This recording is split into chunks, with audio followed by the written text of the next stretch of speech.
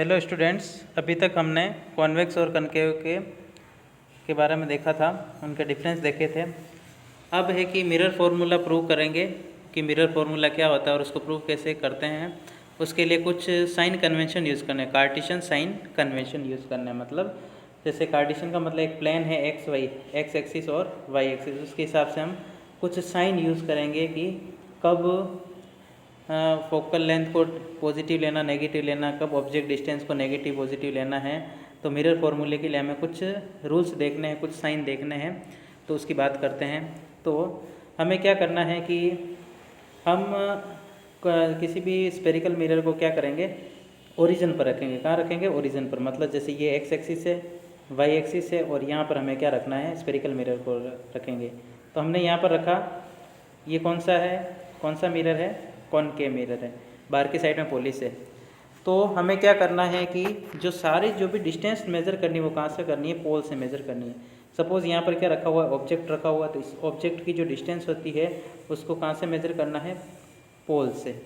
Distance हमेशा पोल से नापनी, इधर ऊपर से नहीं नापनी है। डिस्टेंस कहाँ से नापनी है? पोल से नापनी है। और ऑब्जेक्ट को हमेशा हम किस में रखेंगे? लेफ़्ट साइड में रखेंगे। किस में रखेंगे? लेफ़्ट साइड में ऑब्जेक्ट को रखेंगे। और कोई भी डिस्टेंस अगर हम इस डायरेक्शन में, मतलब लेफ़्ट डायरेक्शन में लेंगे, मतलब इस मिरर के लेफ़्ट डायरेक्शन में, क्योंकि हमने क्या लिया, मिरर को कहाँ ले रखा है? ओरिजिन पे ले रखा है। तो लेफ़्ट साइड में कोई भी डिस्टेंस अगर मेज़र करेंगे तो वो नेगेटिव में आएंगी, क्योंकि हम जानते हैं कि ओरिजिन के लेफ़्ट साइड में कौन सा एक्सिस होता है? नेगेटिव एक्स एक्सिस होता है। और कोई भी डिस्टेंस अगर राइट साइड में मेज़र करनी, इस साइड में अगर कोई भी डिस्टेंस होगी तो वो क्या लेंगे? पॉजिटिव लेंगे, क्योंकि इस साइड में क्या होता है? पॉजिटिव एक्स एक्सिस होता है। इसका मतलब यह है कि अगर कोई रेज ऑब्जेक्ट को लेफ्ट साइड में रखेंगे तो इस साइड से रेज आएगी, तो रेज की डायरेक्शन में कोई भी अगर हम डिस्टेंस मेजर करेंगे तो वो पॉजिटिव लेंगे। मतलब ये इधर जाएगा और इस साइड में क्या आता है? पॉजिटिव एक्स एक्सिस आता है, इसलिए इसको पॉजिटिव लेंगे। और इसके अपोजिट डायरेक्शन में कोई डिस्टेंस मेजर करते हैं, मतलब डायरेक्शन ऑफ लाइट के अपोजिट डायरेक्शन में अगर हम कोई डिस्टेंस लेते हैं तो वो नेगेटिव लेंगे, क्योंकि इस साइड में कौन सी डिस्टेंस आती है? Negative x axis. और अगर कोई डिस्टेंस या हाइट प्रिंसिपल एक्सिस के ऊपर मेज़र करेंगे तो वो पॉजिटिव आएगी, क्योंकि ऊपर क्या होता है? Positive Y axis. और नीचे जो भी डिस्टेंस होगी या हाइट लेंगे तो वो क्या होगी? नेगेटिव लेंगे, क्योंकि नीचे क्या होगी? नेगेटिव वाई एक्सिस होता है। तो इसी को वापस मैं पढ़ के बताता हूँ कि किस तरह से अपने को लेना है। The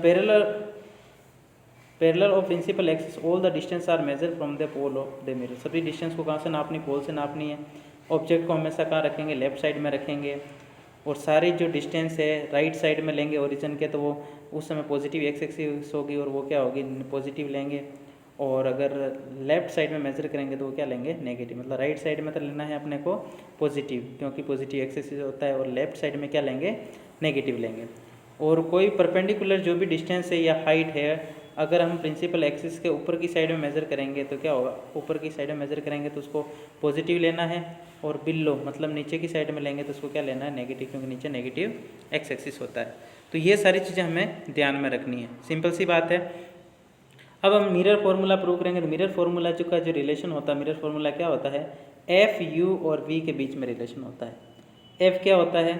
focal length. यू क्या होता है? ऑब्जेक्ट की डिस्टेंस मिरर से। और वी क्या होता है? इमेज की मिरर से डिस्टेंस। सपोज ये क्या है, अपने पास में कोई मिरर है, कॉनकेव मिरर है, और यहाँ पर हमें पता एफ होता है, यहाँ पर सी होता है।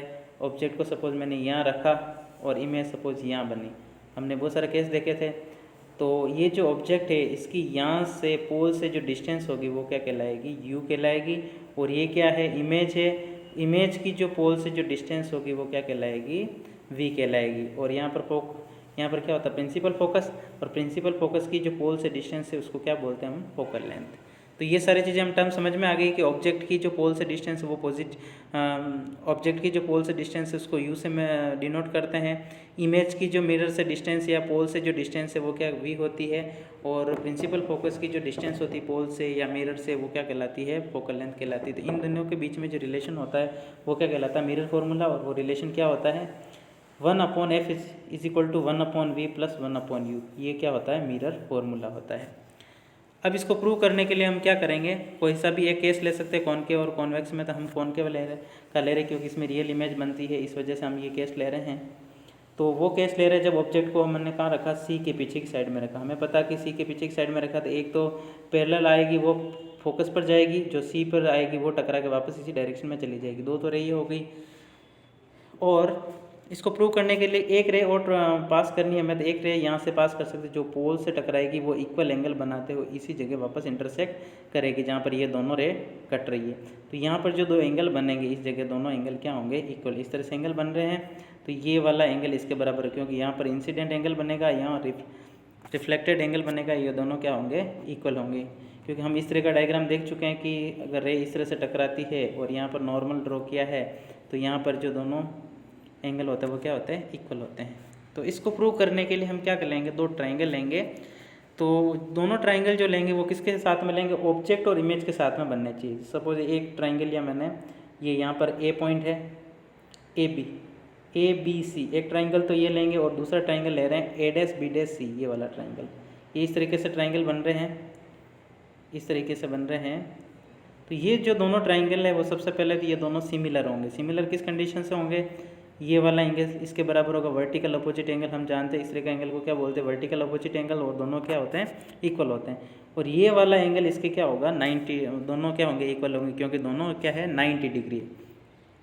तो ये दोनों सिमिलर हो जाएंगे अगर, तो इनका जो साइड का जो रेशियो होगा तो वो क्या होगा, इक्वल। साइड का रेशियो मतलब ये वाली हाइट का रेशियो इसकी हाइट के साथ, और ये जो बेस का रेशियो इस बेस के साथ में क्या होगा, इक्वल होगा। तो यहाँ से क्या बनेगा, यहाँ से बनेगा हाइट क्या है, यहाँ से ए बी, और इस ट्राइंगल की हाइट क्या है, ए डैश बी डैश, इक्वल होगा किसके, इसका बेस क्या है बी सी, और इसका बेस क्या है बी डैश सी, क्या है बी डैश सी। तो ये दोनों क्या होंगे, इक्वल होंगे। जिस तरह से हम यहाँ लिखा हुआ है कि जो एंगल ट्राइंगल जो है, कौन कौन सा ट्राइंगल, ए बी सी और ए डैश भी दोनों सिमिलर होंगे, क्योंकि ये दोनों एंगल क्या है, वर्टिकल अपोजिट एंगल, और ये दोनों एंगल 90 डिग्री होगा, तो सिमिलर हो जाएगा।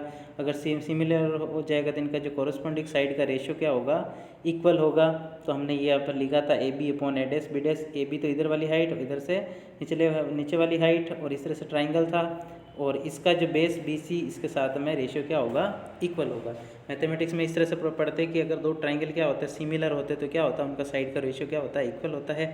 इसी प्रकार दूसरा ट्राइंगल कौन सा लेंगे, दूसरा ट्राइंगल देखो, ये ऑब्जेक्ट के साथ में ये वाला ट्राइंगल, इस ट्राइंगल का नाम क्या है, ए बी पी, और इमेज के साथ में कौन सा ट्राइंगल बनेगा, ए डैश बी डैश पी। ये ट्राइंगल मतलब इस तरीके से ट्राइंगल बन रहे हैं, इस तरीके से और इस तरीके से। तो ये दोनों भी क्या होंगे, सिमिलर होंगे। किस तरह कंडीशन से होंगे, ये वाला इसके इक्वल होगा। मैंने अभी बताया था कि angle i is equal to क्या होगा, एंगल आर होता है लॉज ऑफ रिफ्लेक्शन से, और ये वाला इसके बराबर होगा, क्योंकि ये दोनों क्या है 90 डिग्री सिमिलर हो जाएगा, तो इनका साइड का रेशियो भी क्या होगा, इक्वल होगा। इसकी ये परपेंडिकुलर हाइट मतलब क्या हो जाएगा, ए बी, और इसकी परपेंडिकुलर हाइट ये, तो ए डैश बी डैश, और इसका बेस ये वाला, ये वाले की वैल्यू क्या है, बी पी, ये हो जाएगा बी पी अपॉन इसका बेस क्या हो जाएगा, बी डैश पी, क्या हो जाएगा, बी डैश पी। तो इनका अब लिखा हुआ देखते हैं किस तरह से लिखा हुआ कि अगर ये दोनों ट्राइंगल इक्वल है, सॉरी सिमिलर है, कौन सा ट्राइंगल, ए बी पी और ए डैश बी डैश अगर सिमिलर है, तो A B upon A dash मतलब इस ट्राइंगल की तो ये वाली हाइट और इस ट्राइंगल की ये वाली हाइट, और पी बी यहाँ से यहाँ तक की डिस्टेंस, पोल से डिस्टेंस, और इसकी जो डिस्टेंस होगी यहाँ से यहाँ तक की जो डिस्टेंस, उनका रेशियो क्या होगा, इक्वल है। तो इसको अपन डायग्राम से देख सकते हैं। अब ये जो दो इक्वेशन बनी, इसको हम अगर देखें, ये वाली इक्वेशन और इस वाली इक्वेशन में, तो इसकी लेफ्ट हैंड साइड और इसकी लेफ्ट हैंड साइड इक्वल है, तो इसकी राइट हैंड साइड भी क्या होगी, इक्वल होगी। तो इनकी राइट साइड क्या है, B C upon B dash C, और इसकी राइट साइड क्या है, P B upon P B dash, ये दोनों क्या होगी, इक्वल होगी। तो इसको ये दोनों इक्वल होगी, तो उसके बाद में क्या करेंगे, इनकी वैल्यू क्या करेंगे, डायग्राम से हम पुट करेंगे। अब इनकी वैल्यू हम डायग्राम से पुट करेंगे, तो डायग्राम से देखें कि इनकी वैल्यू क्या होगी। तो सबसे पहले बी सी और बी डैश की वैल्यू क्या होती है, बी सी और बी डैश की वैल्यू। तो डायग्राम की तरफ चलते हैं।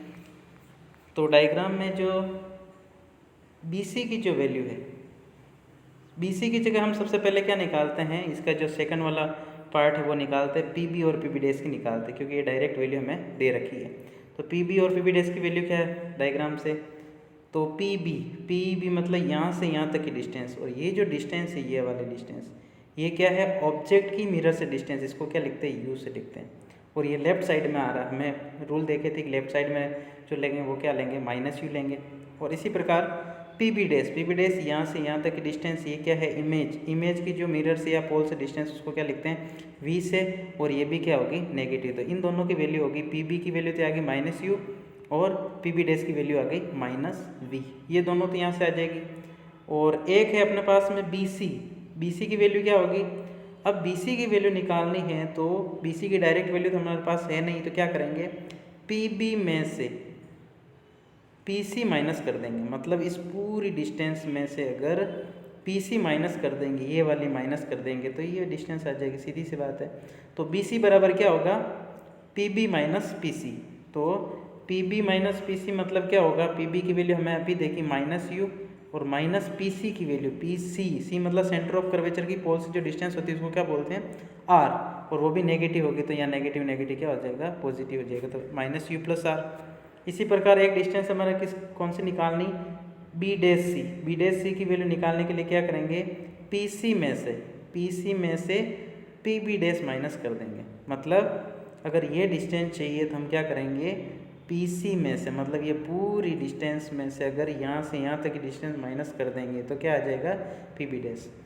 तो पी बी डैश सी की वैल्यू क्या आ जाएगी P C minus P B dash. तो पी सी की वैल्यू क्या है -r और पी बी डैश की वैल्यू क्या है, पी बी डैश की वैल्यू अपने पास में क्या है -v, तो माइनस प्लस v। तो ये जो वैल्यू हमने निकाली उसको हम क्या करेंगे पुट कर देंगे। तो देखते हैं, तो देखो यहाँ पर किसकी वैल्यू पुट करी, बी सी की वैल्यू क्या पुट कर दी मैंने, पी बी की वैल्यू क्या है, पी बी की value -u, P B dash की वैल्यू -v, बी सी की वैल्यू मैंने अभी निकाली -u + r, P B dash की वैल्यू बी डैश सी की वैल्यू -r + v। इन सभी वैल्यू को क्या कर देंगे इस इक्वेशन में पुट करेंगे, तो हमें कि क्या इक्वेशन मिल जाएगी, इस तरह की इक्वेशन मिल जाएगी, वैल्यू पुट कर सकते हैं हम। तो ये वैल्यू किसकी है बी सी की, ये बी डैश सी की, ये पी बी की, और ये पी बी डैश की वैल्यू हमने पुट कर दी। ये जैसे यहाँ बी सी और बी डैश सी इस तरह की वैल्यू पुट कर दी।